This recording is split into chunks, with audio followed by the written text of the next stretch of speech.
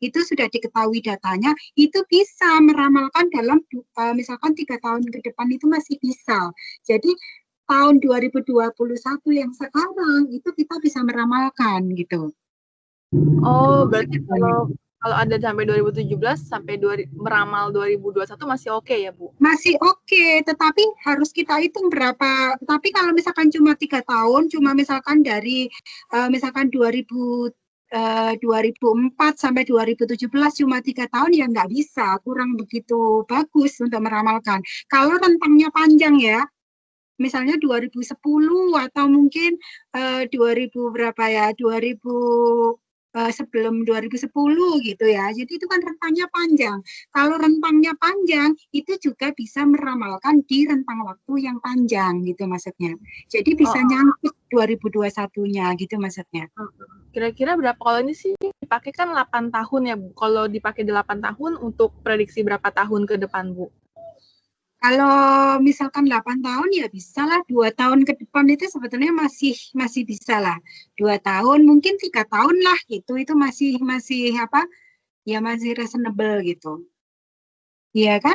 Tetapi kalau cuma 3 tahun ya bulanan saja, kayaknya lebih lebih akurat kalau itu dalam bulan atau ya mungkin 1 tahun gitu. Tetapi jelas semakin datanya itu semakin panjang, itu hasilnya pasti untuk peramalnya akan semakin akurat. Tetapi tolong diperhatikan, nah ini tadi kan untuk rainfall sendiri, sebetulnya banjir yang di Jakarta itu kan yang diprediksikan tadi dari data kan 5 tahun sekali ya.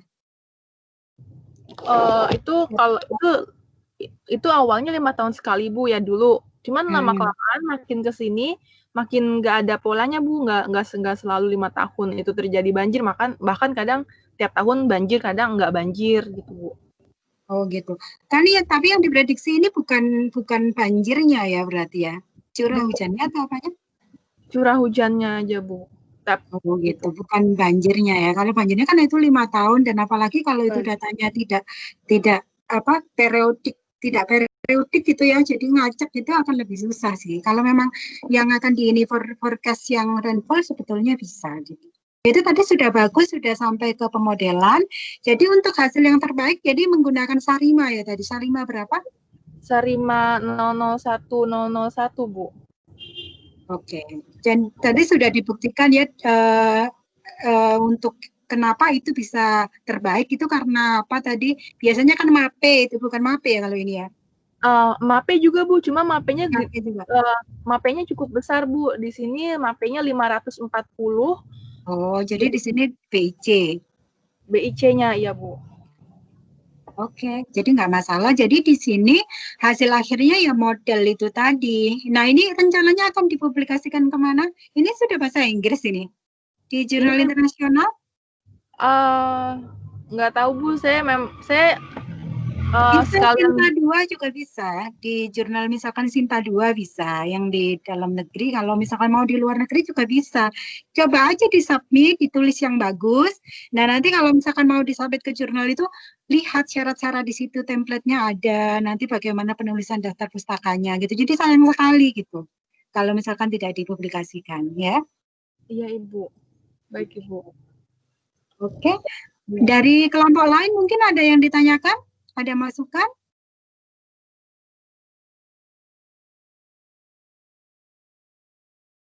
Oke, kalau tidak ada mungkin cukup ya untuk kelompoknya Mbak Ratna dan siapa tadi? Mbak Ratna, kemudian Tri Fauzi, kemudian Muharyanto sama Lia Amalia ya.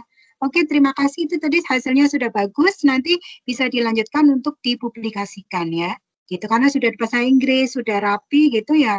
Nanti dibatasi saja bahwa nanti di sini analisisnya lebih dijelaskan lagi gitu, bahwa hasil akhirnya di sini hanya berhenti sampai pada pemodelan yang terbaik.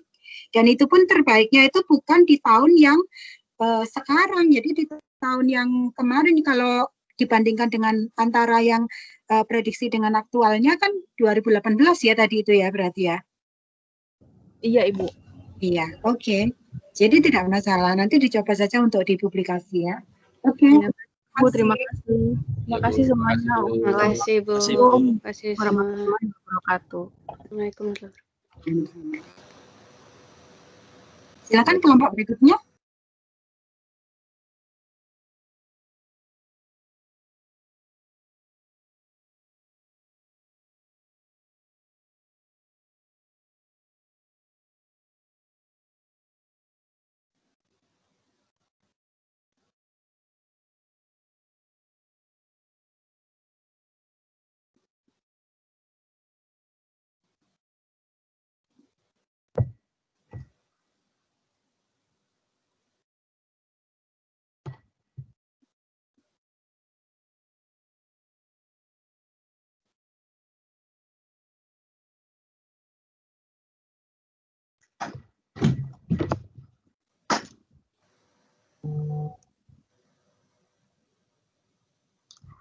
Assalamualaikum Ibu. Waalaikumsalam. Iya, kami mau mencoba untuk mempresentasikan hasil pemodelan kami ya Bu. Baik.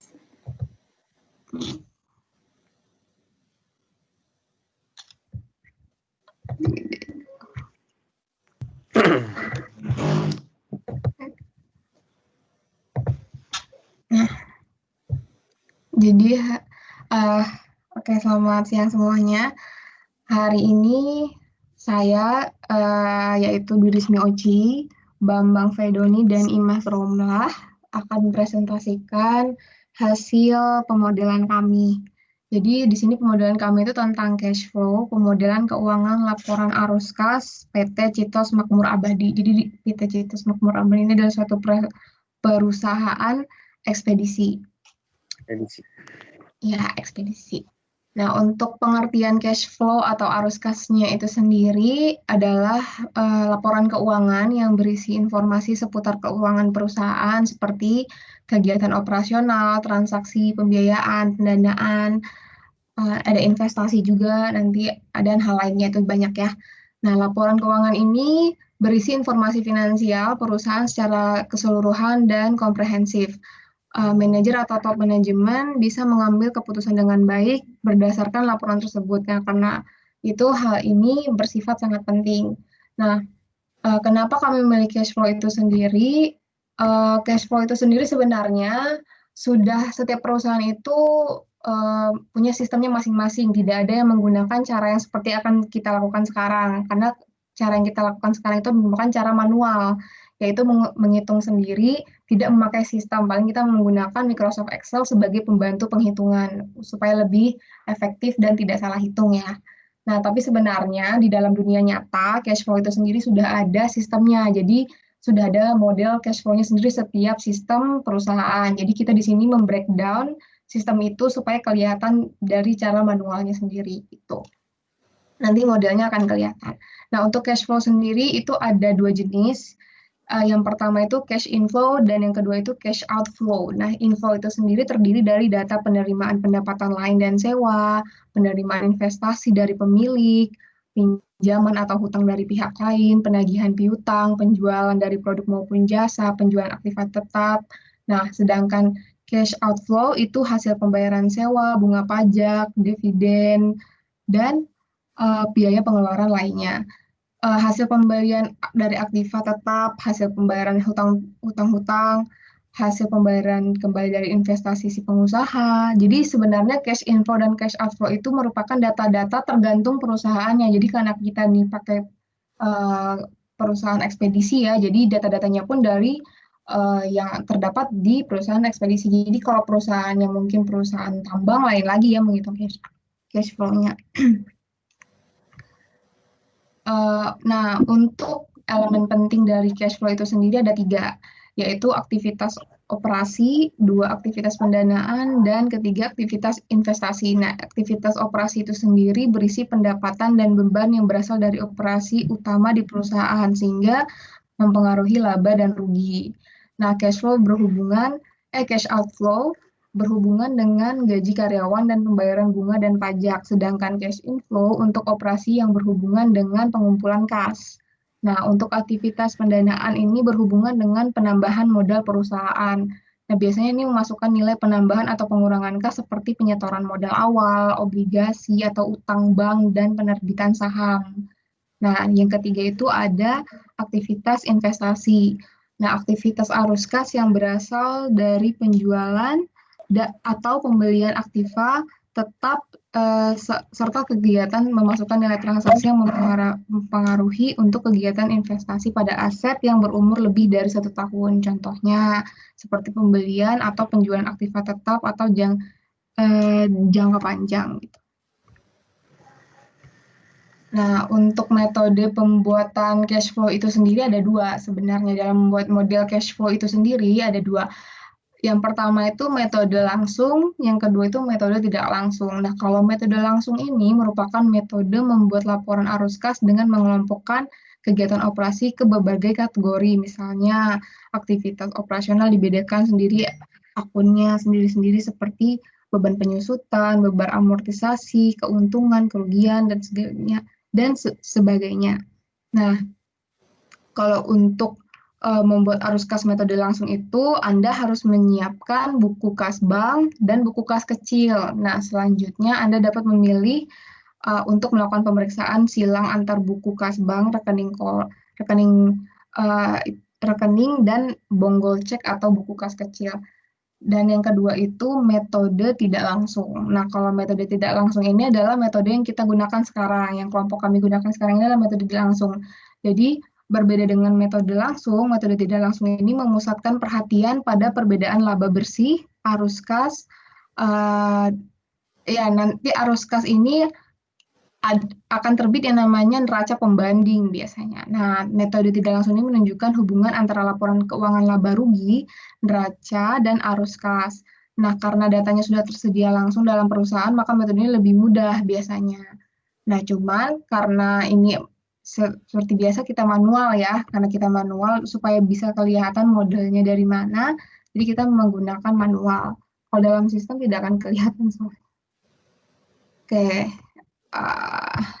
Nah, ini dia. Tujuan penelitian itu sendiri ada 3, yaitu yang pertama untuk memprediksi laporan keuangan PT Citos Makmur Abadi. Yang kedua untuk mengetahui keuntungan, ini sebenarnya keuntungan atau kerugian, cuman karena kami setelah menghitung itu dapatnya keuntungan, jadi untuk mengetahui keuntungan PT Citos Makmur Abadi. Dan yang ketiga untuk memeriksa setiap transaksi investasi yang dilakukan. Nah, untuk tabelnya sendiri, sebentar Ibu kita masuk ke tabel pendataan. Ini kita share screen dulu yang Excel. Yang Excel. Nah, ini dia. Nah, ini akan dijelaskan oleh teman saya, Bambang Faidoni. Silakan. Ya, bismillahirrahmanirrahim. Terima kasih Kak Oci.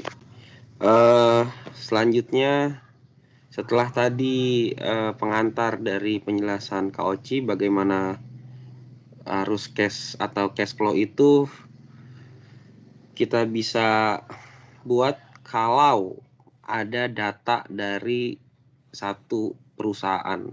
Nah, tadi di awal penjelasan dari Oci sudah dijelaskan bahwa ada satu perusahaan PT Citos yang bergerak di bidang ekspedisi. Kemudian kami bertiga untuk keperluan atau kebutuhan data yang kemudian kita olah menjadi sebuah permodelan mungkin ya dari situ. Kemudian ada diagram atau grafiknya. Nah, kita dapat ada di sini ada 3 elemen penting dalam cash flow dulu yang tadi Oci sampaikan. Ada operating activities, investing activities, dan financing activities.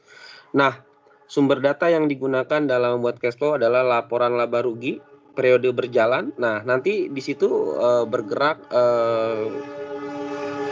sesuai dengan grafik line chart atau grafik garis. Kemudian yang kedua neraca periode tahun berjalan dan neraca periode tahun sebelumnya. Nah, di sini ada neraca pembanding nanti ya. Next Ci, ke sheet-nya laba rugi. Nah, di sini udah jelas ada.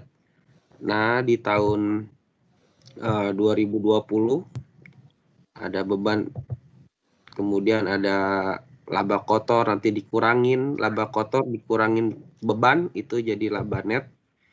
Kemudian di neraca 2019, Ci, tolong. Nah, ada 3 yang kami kami notice di sini. Ada aktiva lancar, kemudian ada aktiva tetap, dan obligasi and equality atau kewajiban dan ekuitas.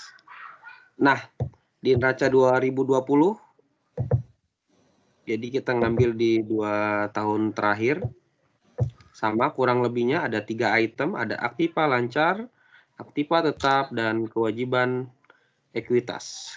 Ada kemudian neraca pembanding. Nah, ini dari atas. Nah, di sini ada, neraca pembanding itu marginnya ya antara di 2 tahun data yang kita dapatkan. Lihat di samping gambar ada graf atau diagram yang line chart bentuknya. Jadi dia tuh masih sifatnya masih berkelanjutan. Karena kita sampai 2020, maka kemudian hanya ada 3 garis. Ada garis yang di tahun 2019, kemudian ada garis yang di tahun 2020, dan ada garis yang di neraca pembanding. Nah, kemudian ada aktiva lancar. Kita bisa lihat di situ aktiva lancar. Total aktiva lancar 2.800.000 di neraca pembandingnya. Oke, next ke bawah, Oci. Aktiva tetap. Wait, ini kok nggak bisa di scroll ya? Lagi loading itu kayaknya. Di unshare screen dulu coba ya. Soalnya ini kenapa tiba-tiba nggak mau dibawahin. Sama juga nggak bisa, benar. Kayaknya harus ditutup dulu baru dibuka lagi deh. Oke. Nah, nanti di interpretasi dari gambar atau grafik atau diagram itu terlihat jelas bagaimana modeling matematikanya. Oke. Sudah, Ci? Udah nih, Kak. Oke, Aktiva tetap. langsung aja ke bawah, Ci. Langsung ke cash flow yang bentuknya naik turun itu. Ke bawah lagi. Ini ya. Ah iya, itu dia. Nah, di sini ada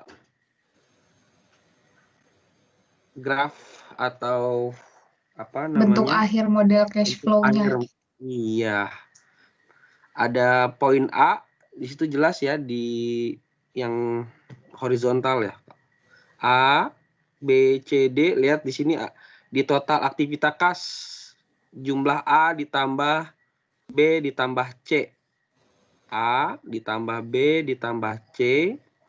Nah, di situ makna dari dalam kurung itu menandakan dia minus. Artinya kalau ada dalam kurung di tabel itu tandanya minus. Kan biasanya ada tanda minus gitu ya. Sekarang kita sepakati, kelompok kami menyepakati kalau dalam kurung itu minus. Nah, ada total aktivitas kas 4 juta. Itu total dari kegiatan A, kemudian kegiatan B, dan kegiatan C. Nah, kegiatan A, B, dan C ini adalah yang tadi dibilang di awal, 3 elemen penting dari sebuah bentuk cash flow. Nah, ini dia. Kemudian ke cash flow yang kedua, Ci. Oke, kemudian cash flow yang kedua. Aduh, nge-lag. Karena sering bolak-balik kali ya, bagaimana? Nggak ngerti deh. Kebanyakan yang dibuka kayaknya. Enggak Coba ya? Enggak ditutup juga. dulu. Enggak kok. Enggak banyak. Ntar, bisa nggak? Aduh, nggak bisa juga. Bentar. Oke.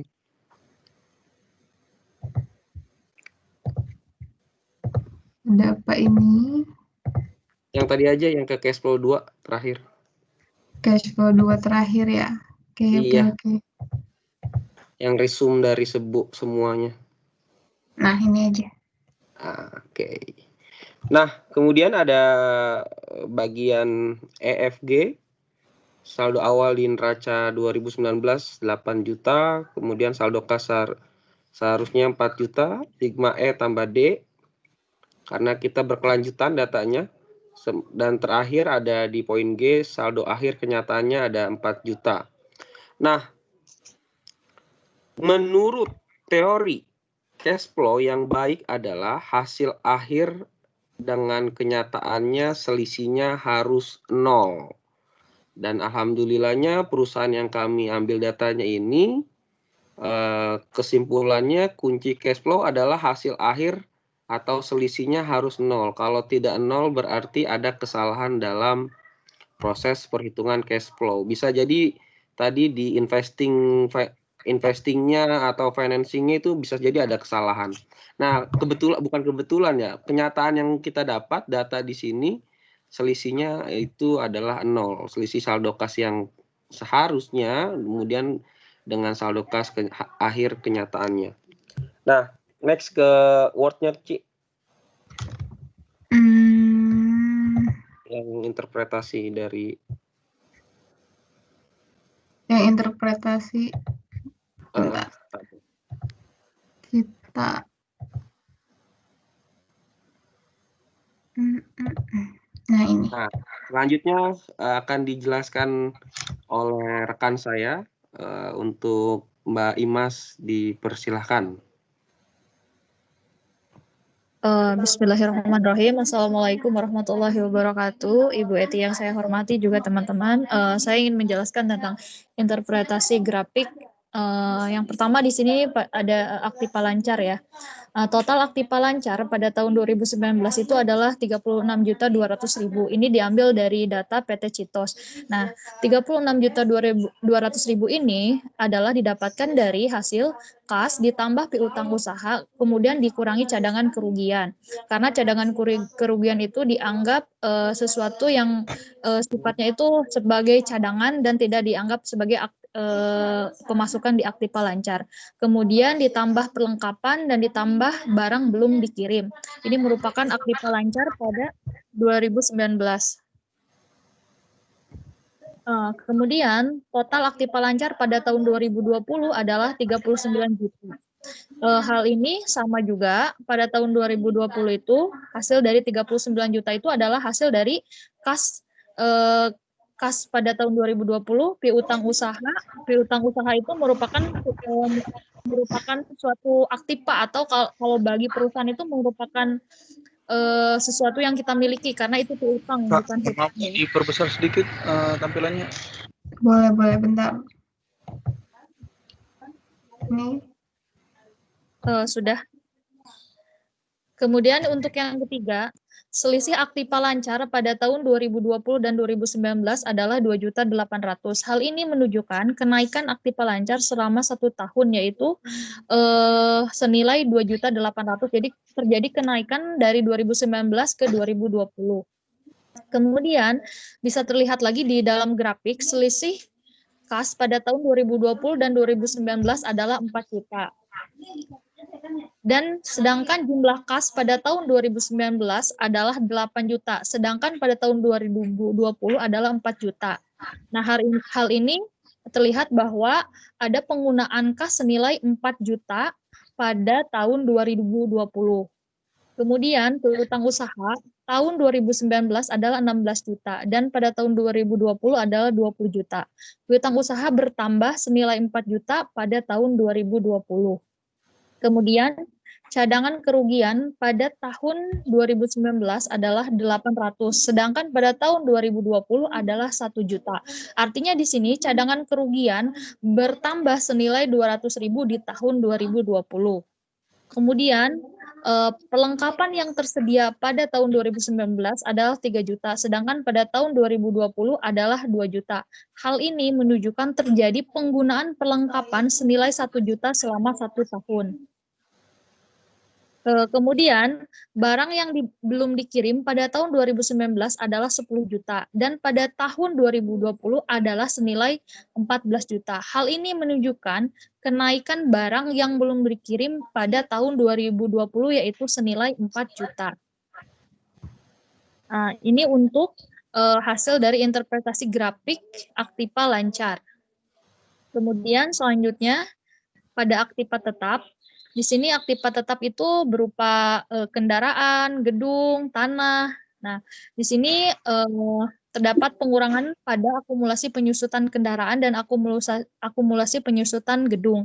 Kalau pada tanah tidak terjadi akumulasi penyusutan karena tanah semakin hari itu akan semakin meningkat ya harganya. Nah, total aktiva tetap pada tahun 2019 adalah 80.800.000. Nah, di sini adalah hasil dari penjumlahan kendaraan, kemudian dikurangi dari akumulasi penyusutan kendaraan, ditambah gedung, dikurangi penyusutan gedungnya tersebut, dan ditambah dari total tanah pada tahun 2019. Kemudian total aktiva tetap pada tahun 2020 adalah 90 juta. Hal ini terjadi menunjukkan kenaikan selama 1 tahun, yaitu senilai 5.200.000. 5.200.000 ini didapat dari selisih total aktiva tetap pada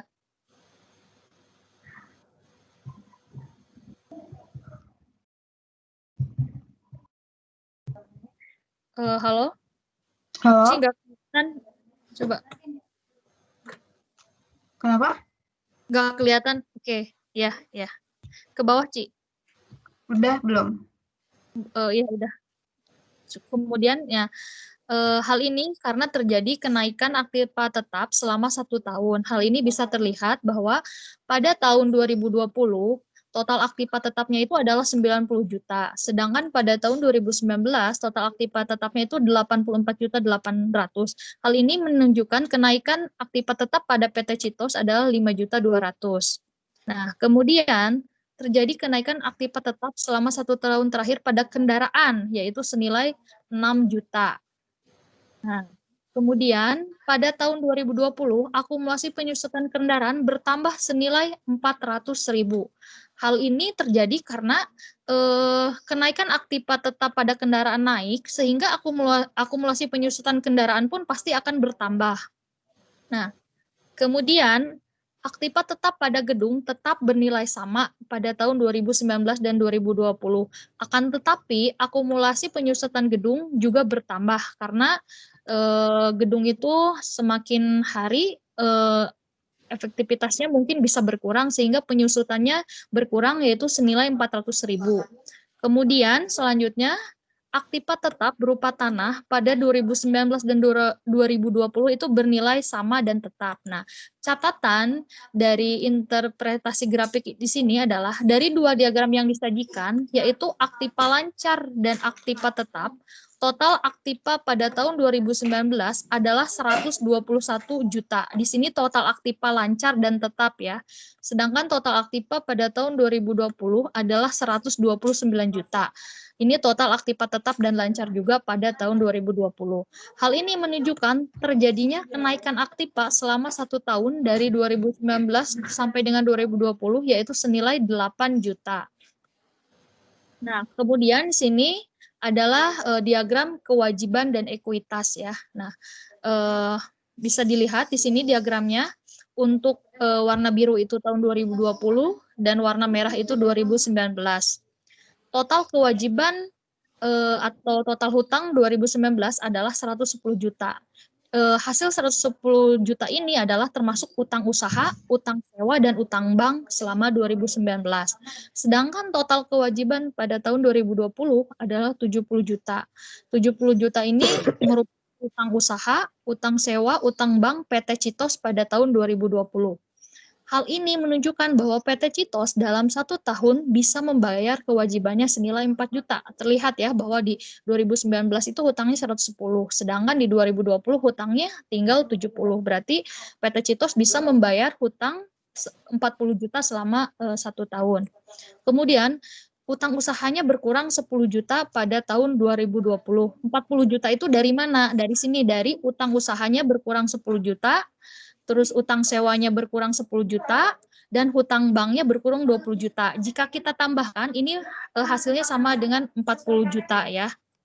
Nah, kemudian total ekuitas pada 2019 adalah 11 juta. Ekuitas ini adalah modal dikurangi pripe. Pripe itu penggunaan untuk bagi pemilik modal gitu ya.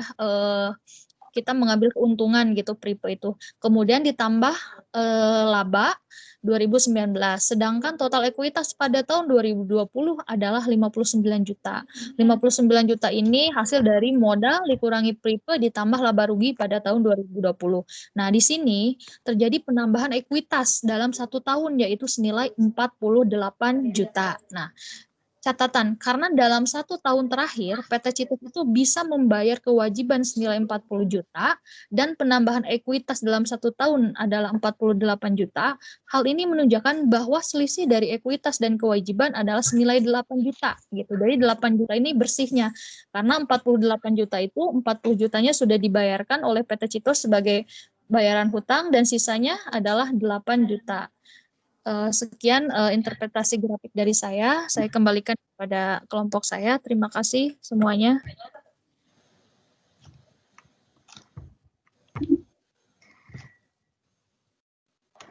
Iya baik, terima kasih Mbak Imas atas penjelasannya. Nah, yang untuk terakhir itu adalah grafik cash flow-nya itu sendiri. Grafik cash flow-nya itu sendiri dapat dilihat pada grafik dan penjelasan di Microsoft Excel tadi yang terakhir ya. Nah, yang ini. Oci, tadi lupa ya, ini satu lagi ya, Oci. Iya, tapi nggak apa-apa. Boleh iya. sama Mbak Imas dilanjutkan kalau gitu. Boleh. Ini Ya, untuk aja Mbak Imas. mohon maaf tadi nggak karena lagi beres. Untuk yang terakhir ini adalah grafik cash flow ya. Jadi cash flow itu atau laporan arus kas cash flow pada tahun 2020. Kegiatan operasionalnya di sini minus ya 7 juta. Kemudian arus kas pada kegiatan investasi juga minus 6 juta. Arus kas pada kegiatan pendandaan masih tersisa 9 juta. Total aktiva kas yang digunakan di sini adalah 4 juta ya. Karena tadi kan asalnya total kasnya itu 8 juta. Kemudian di tahun 2020 sisanya 4 juta karena di sini ada kas yang digunakan. Kemudian saldo awal kas 2019 itu kan 8 juta. Jadi total saldo kas di tahun 2020 adalah saldo awal dikurangi penggunaan saldo kas pada tahun 2020 sehingga saldo tahun 2020 adalah 4 juta. Karena tadi yang sudah saya jelaskan ada penggunaan denda kas yaitu 4 juta sehingga 8 juta saldo awal dikurangi 4 juta. Sisanya 4 juta. Kemudian saldo kas seharusnya adalah 4 juta. Dan saldo kas pada kenyataan adalah 4 juta. Artinya saldo menurut pembukuan dan saldo yang betul-betul real itu harus sama, sehingga selisihnya adalah 0. Hal ini menunjukkan laporan cash flow yang berhasil, di mana selisih kas seharusnya dan pada kenyataannya adalah 0, tidak ada selisih. Sekian, Uci. Ya, makasih Mbak Imas. Sudah sekian ya penjelasan dari kelompok kami. Mungkin ada pertanyaan dari kelompok lain dan dari Bu Eti masukannya. Kami persilakan ya. Oci tampilin PDF. Oci tampilin laporan PDF jurnalnya. boleh. Ya. Biar Ibu dan teman-teman melihat. Kita tampilkan jurnal. Kelihatan nggak? Kelihatan. Kegedean dikit. Segini. Kegedean. Segini lah ya. Oke. Ya, gini. Paling nanti ini Mbak. Ini Bu, untuk reportnya, Ibu. Untuk reportnya Ibu. Terus turun ke bawah. Ini definition. Tadi di atas ada introduction. Rencana akan dipublikasikan di mana nih? Belum tahu itu Bu, makanya kami masih bertanya kepada Ibu apakah ini nanti ada perlu diedit lagi atau gimana sebelum kita publish gitu loh Ibu. Silakan aja saya kira gitu. Kalau masalah template dan lain-lain, nanti pasti juga akan ada editornya di sana gitu. Apa-apa yang kira-kira harus sesuai dengan template-nya, misalkan metodenya harus jelas apa. Ada beberapa yang harus dibuang juga gitu, nggak harus semuanya. Ini ada berapa halaman? Ini semuanya 13. Berapa? Nah ya. 13 Bu. 13 halaman Ibu. Kalau 13 sih saya kira cukup lah ya. 13 itu belum sama reference, di sini belum saya tambahkan reference, baru sampai conclusion. Karena sudah dalam bahasa Inggris ya bisa mungkin di Sinta 2 atau mungkin di jurnal-jurnal internasional gitu bisa dicoba gitu. Tetapi kebaruan penelitiannya harus kelihatan gitu, kebaruan penelitiannya. Ini menggunakan data primer kan? Ya, data primer, Ibu. Iya. PT Citas itu bergerak dalam bidang apa? Ekspedisi, Bu. Pengiriman barang. Pengiriman barang. Jadi Ya, kesimpulannya pun harus jelas sesuai dengan rumusan masalahnya ya.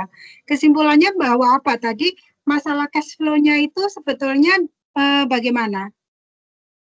jadi tadi kesimpulan cash flow-nya udah dijelasin sama Mbak Imas tadi, Bu, yang tadi interpretasi pada tabel ini.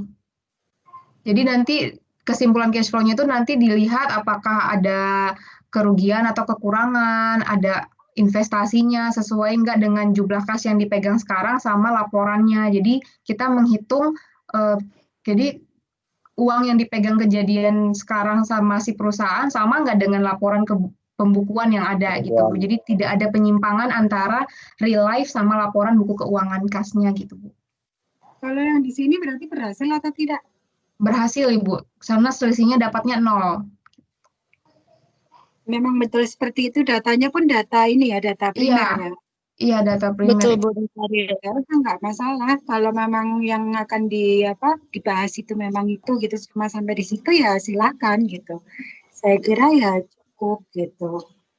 Jadi modelnya itu sebetulnya ya ini aja ya, seperti penggambaran pada saat interpretasi, misalkan apa namanya ini grafiknya, dari grafiknya, kemudian pembentukan apa segala macam itu yang dihitung untuk cash flow itu ya sebenarnya ya.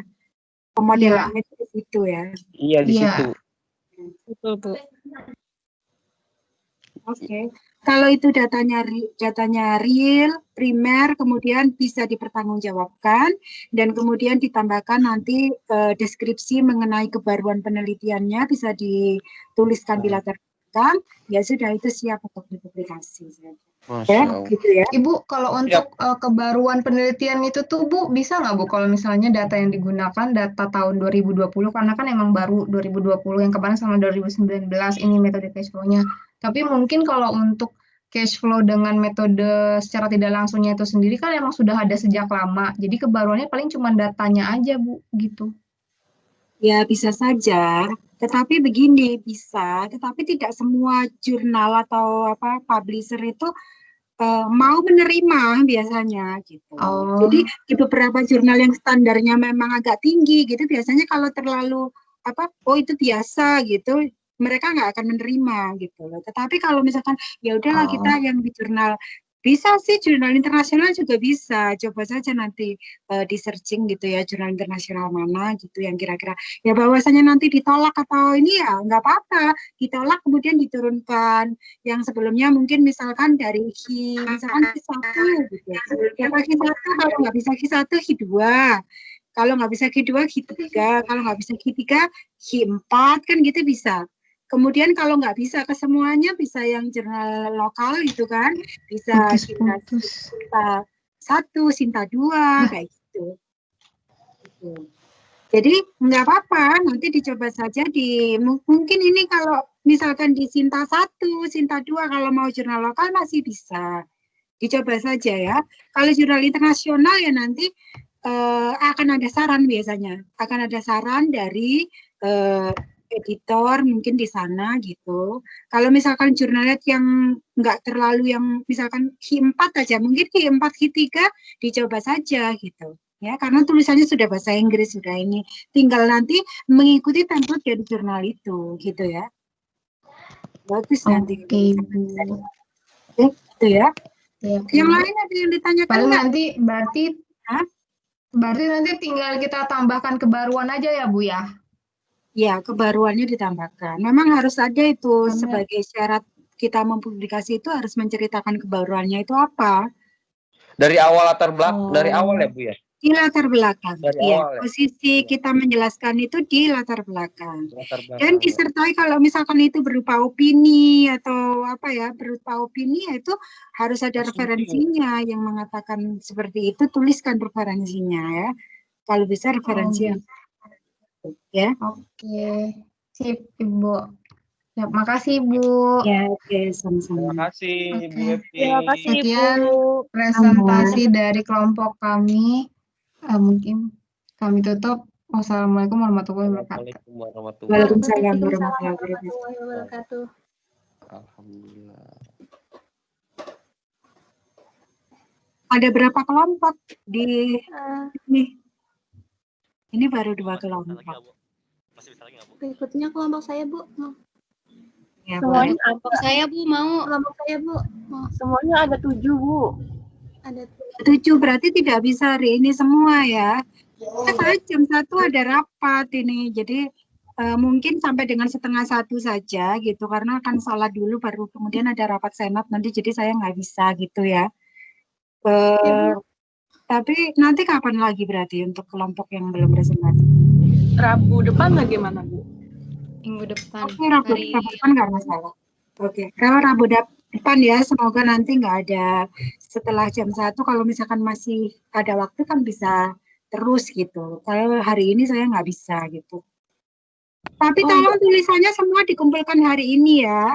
Tulisan nanti beserta kalau misalkan ada program atau code juga dikumpulkan ya. Jadi saya kepengen tahu gitu betul-betul ngitung sendiri atau enggak. Oke? Oke. Program Maple-nya gitu ya Bu ya? Ya, Maple-nya, ya Maple. Yang Iya. atau SPSS-nya? Kalau SPSS ya SPSS-nya, kalau Maple. Kemudian kalau misalkan Excel ya Excel-nya gitu ya. Jadi itu kan bisa ketahuan gitu, betul-betul itu mengerjakan ngitung sendiri apa enggak kan gitu ya. Oke? Oke, Baik, Bu. Baik, Bu. Tadi bisa Bu, satu report, kelompok lagi Bu. ya Bu ya? Ini satu Ya. kelompok, Bu. Satu Boleh, Bu. kelompok lagi. Saya setuju. Ya, Bu, kelompok saya, Bu. Ya, oke. 1 sampai jam 12:30 saja, jadi agak dipercepat presentasinya, oke? Baik, Bu, ya. Saya coba share screen ya, teman-teman. Submit. Oke, sudah muncul belum? Belum? Belum, Mbak. Dah.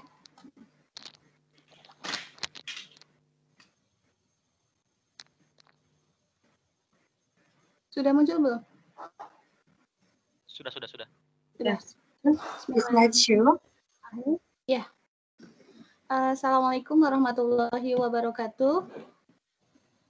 Waalaikumsalam warahmatullahi Yang kami hormati Bu Eti dan teman-teman, mohon izin untuk menyampaikan dari kelompok kami yang berjudul tentang pemodelan matematika manfaat ibadah sholat pada pembakaran kalori dalam tubuh pada rangkaian ibadah sholat Isya sampai tarawih untuk studi kasus penderita diabetes laki-laki dengan berat badan 70 kg. Kelompok kami Ahmad Gufron, Muiz Kifari, dan saya Siti Fauzia. Pendahuluannya, di bulan Ramadan untuk umat Islam itu melaksanakan ibadah puasa, dan salah satu ibadah yang dilakukan pada bulan Ramadan adalah melaksanakan ibadah sholat tarawih. Dan sholat tarawih ini biasanya dilakukan 11 atau 23 rakaat dengan rangkaian sholat tarawih dan witir ya.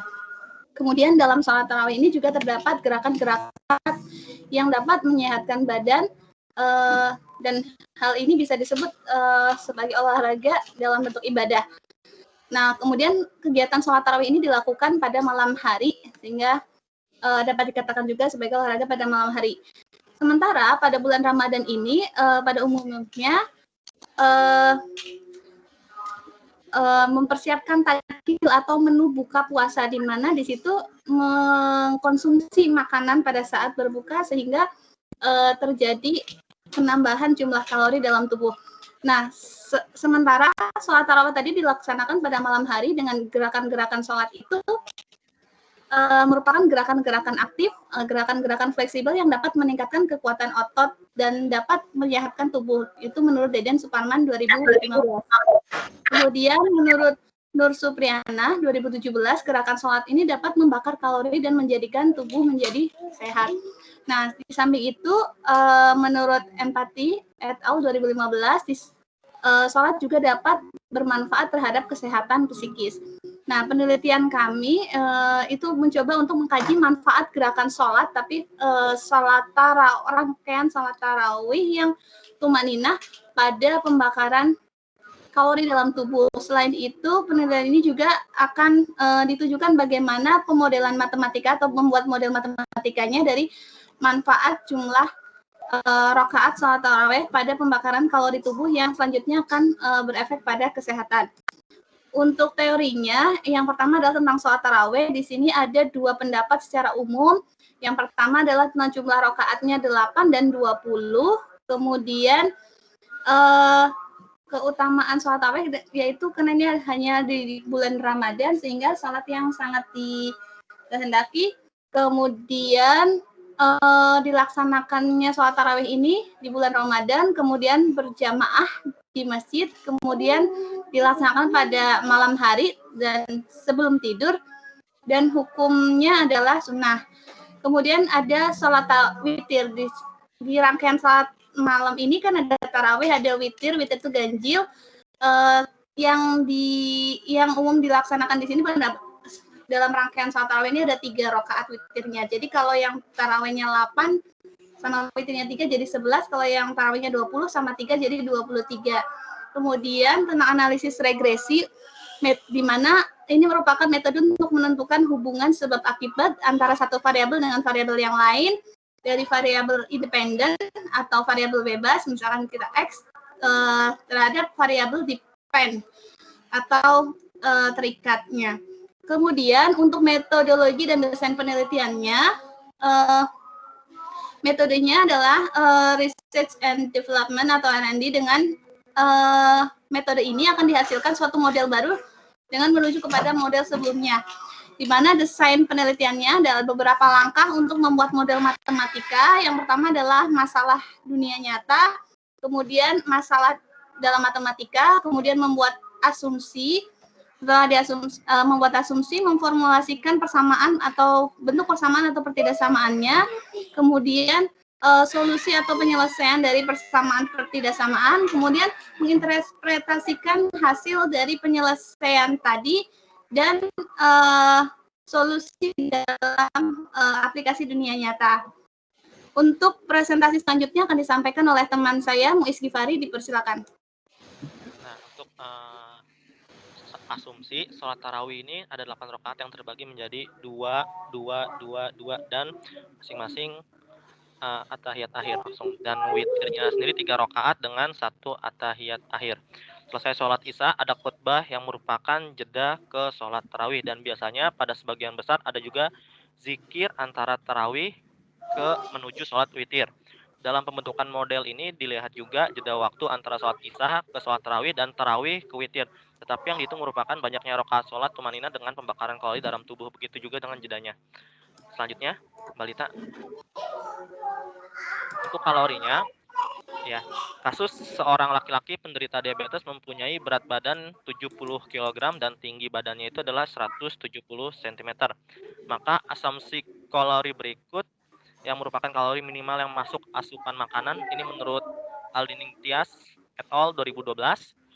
Sini bisa kita lihat bahwa jika dia sekali makan untuk karbohidratnya sendiri ada 269,3 kalori, lemaknya 89,8 kalori, dan proteinnya itu adalah 89,8 kalori. Nah, ini untuk yang penderita diabetes. Selanjutnya, berdasarkan tabel di atas, banyak kalori per hari yang masuk ke dalam tubuh sebesar 1.800 kalori. Kalori tersebut hanya untuk makanan pokok saja.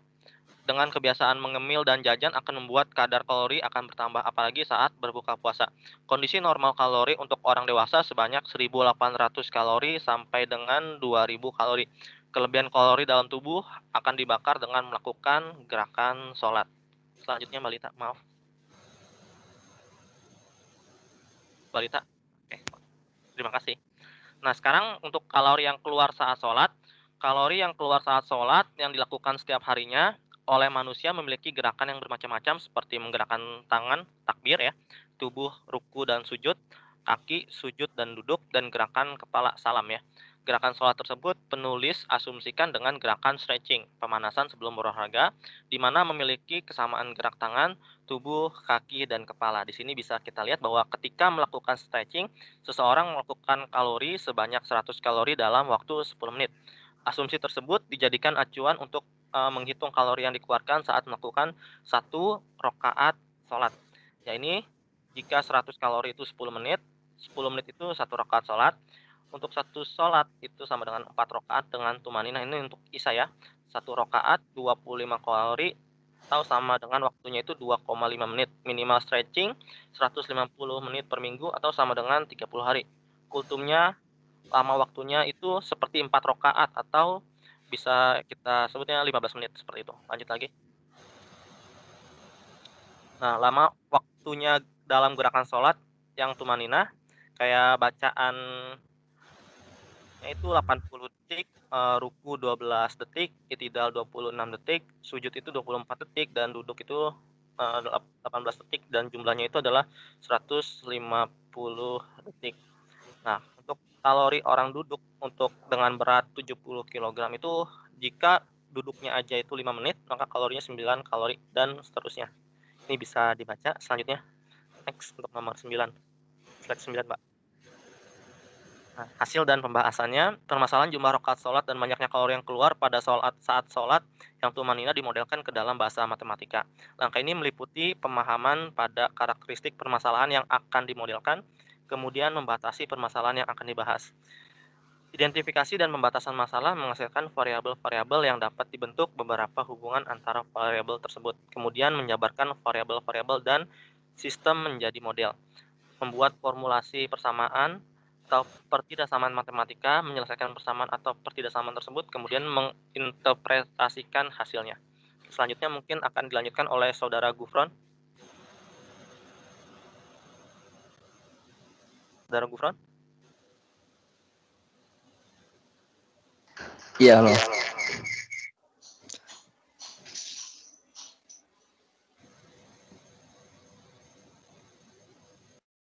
Mohon dilanjutkan, Gus. Benar. Dengan suara saya? Kedengaran. Udah, kedengaran. Ya.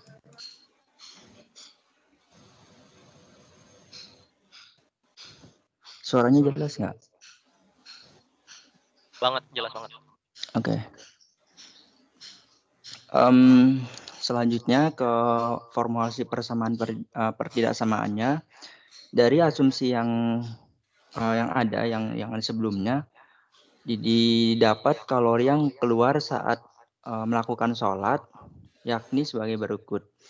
Rangkaian sholat lamanya waktu di sini kan ada tentang sholat ya, sholat isya, sholat tarawih, witir, jeda, kemudian ba'da isya gitu. Jadi ada sholat ya, sholat tentang sholat isya ya, dari rangkaian ya, rangkaian. Kemudian dari isyanya aja kan 4 rakaat. 4 rakaat. Kemudian lamanya waktu itu sekitar 10 menit. Kalori yang keluar adalah 100. Nah, terus tarawih itu 2 kali 4. Kita asumsikan sebagai menggunakannya yaitu 8 rakaat ya. 8 rakaat secara umum itu menggunakan yang 8 rakaat. Jadi 2 dikali 4 sekitar 20 menit. Nah, kalori yang keluarnya itu adalah 200. Sedangkan ke witirnya itu kan 3. Nah, kemudian lamanya waktu itu sekitar 7,5. Kalori yang keluarnya itu adalah 75. Nah, jedanya kan kita ngasumsinya kan menggunakan jumlah rakaat selama 4 atau sekitar 10 menit. Nah, dari per jeda kita asumsikan sekitar 10 menit atau lamanya waktu menggunakan 4 rakaat. Nah, atau sekitar yang kalori yang kebuangnya itu adalah 100. Nah, ba'da isya sendiri kita menggunakan yang 2 karena ba'da isya itu 2 rakaat ya. Sekitar lamanya waktu 5 menit dan kalori yang kebuangnya itu adalah 50. Next, Malita.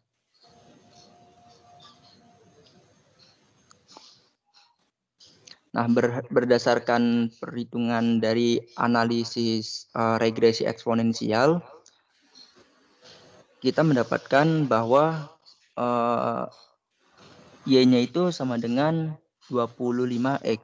Dan regresi atau R-nya, korelasinya itu adalah 1. Next, Malita.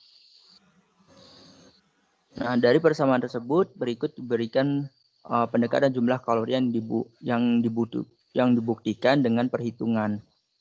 Jadi Y sama dengan 25X. Nah, Isa sendiri kan tadi 4, kemudian Ba'da Isa itu adalah 2, kemudian jedanya itu adalah 4, tarawahnya itu adalah 8 rakaat, kemudian witirnya itu adalah 3.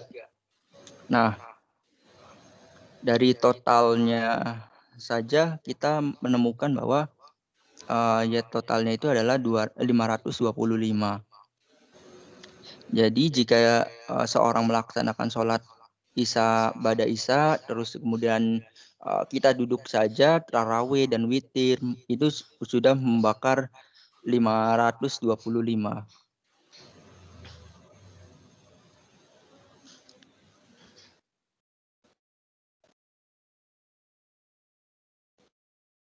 Nah, saat penderita diabetes, terutama laki-laki pada usia 40 tahun ke atas, akan kekurangan kalori adalah 76,1 kalori.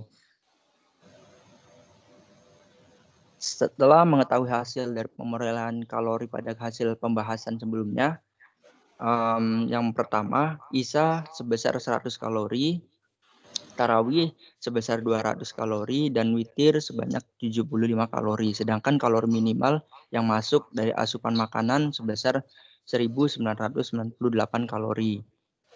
Jadi dapat disimpulkan bahwa seorang ketika melakukan sholat Isya, tarawih, dan witir, dan rangkaian sholat witir atau sholat tarawih, ya, kalori sebanyak 525. Kemudian hal ini juga membuat tubuh lebih sehat. Kita melakukan olahraga setiap harinya.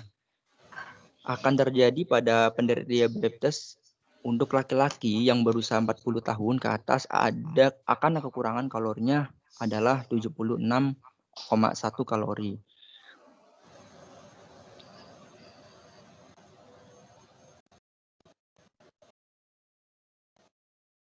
Saran dari kami yaitu pertama adalah pengaruh dari peneliti selanjutnya perlu dibahas, yaitu yang pertama perlu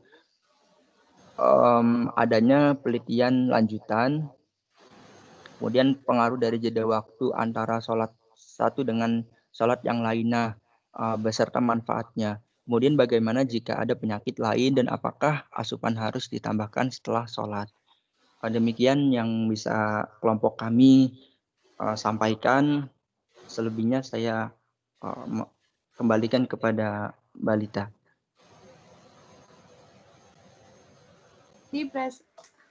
Demikian tadi presentasi dari kelompok kami. Mohon masukan dan saran dari Leti dan teman-teman. Silakan, dari kelompok lain ada masukan?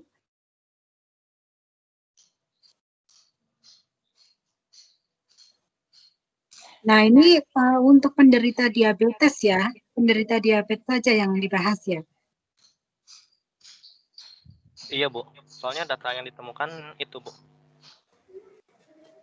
Kenapa tujuannya membahas itu, yang penderita diabetes saja?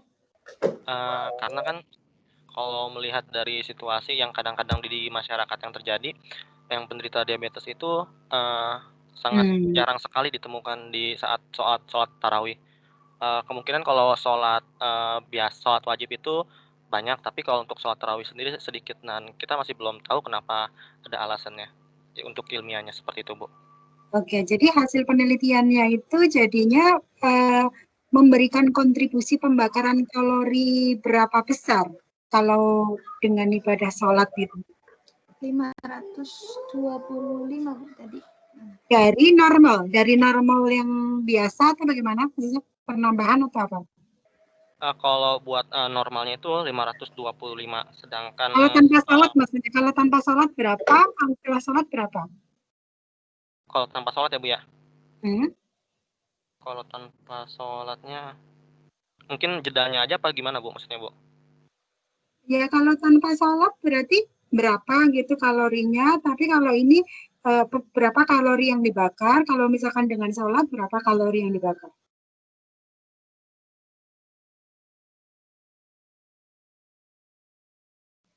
Ini hanya pada bulan Ramadan saja juga?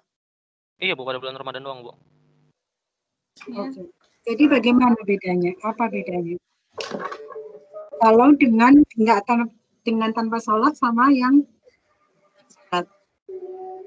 Berapa perbedaan kalori yang dibakar? Ada? Dibahas? Enggak Bu.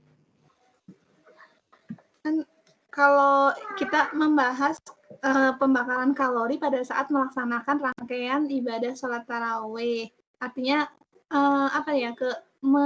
keuntungan ketika seseorang itu melaksanakan ibadah tarawih itu, maka dia akan tahu bahwa dia akan terjadi pembakaran sejumlah kalori itu gitu. Artinya itu menjadi kayak masukan baru untuk orang kan kalau puasa itu kan habis makan penimbunan kalori gitu ya Bu. Jadi dengan melaksanakan ibadah sholat tarawih, rangkaian ibadah tarawih itu jadi kalori yang tadi masuk setelah buka puasa gitu itu terbakar gitu dengan sejumlah tadi 525. Namun untuk yang diabetes tadi ternyata dia akan mengalami kekurangan sebesar 76,1 tadi. Membandingkannya dengan yang orang tanpa diabetes gitu ya? Tanpa diabetes dengan orang yang diabetes atau bagaimana? Enggak. Jadi enggak Bu, cuman misalkan kita tahu bahwa datanya itu kayak gerakannya doang Bu, seperti itu Bu. Dan si diabetesnya itu kita untuk menghitung apakah dia juga perlu tambahan lagi atau enggak untuk kalorinya, seperti itu mungkin Bu.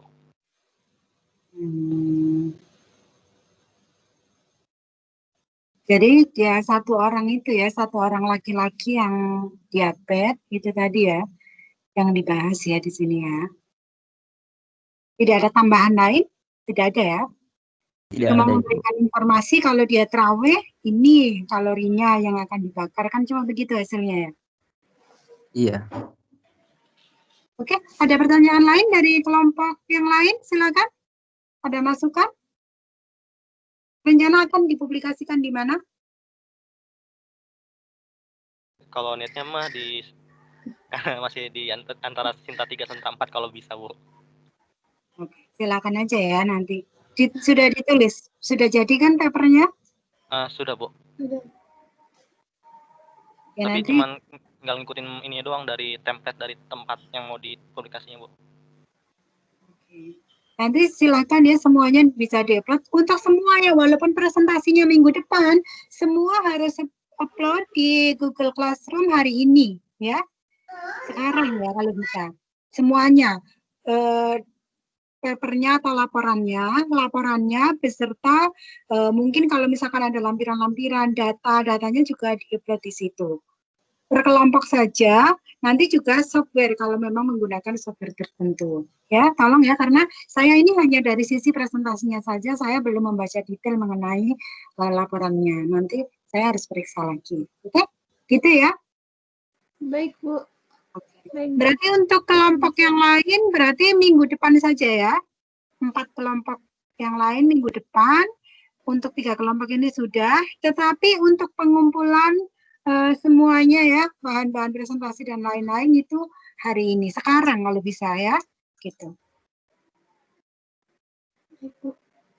Gitu ya, karena kalau misalkan satu kelompok lagi, khawatir waktunya nanti nggak cukup ya. Ibu, tapi yang pengumpulan untuk yang artikel tadi belum ditambahin keterbaruannya gimana Bu? Boleh diedit dulu apa ada batas due date-nya nggak? Ya, silakan. Batas jamnya. Kalau itu kan ya harusnya sekarang ya. Kalau bisa sekarang diperbaiki, ya sekarang diperbaiki kemudian diupload di situ ya. Gitu. Oh, itu uploadnya per kelompok kan Bu ya?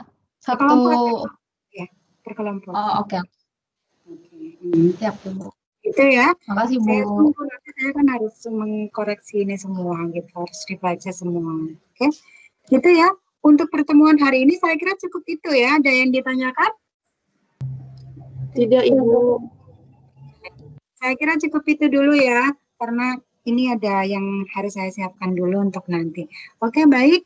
Saya akhiri. Wassalamualaikum warahmatullahi wabarakatuh. Waalaikumsalam. Waalaikumsalam warahmatullahi wabarakatuh. Ibu, banyak Ibu. Terima kasih Bu.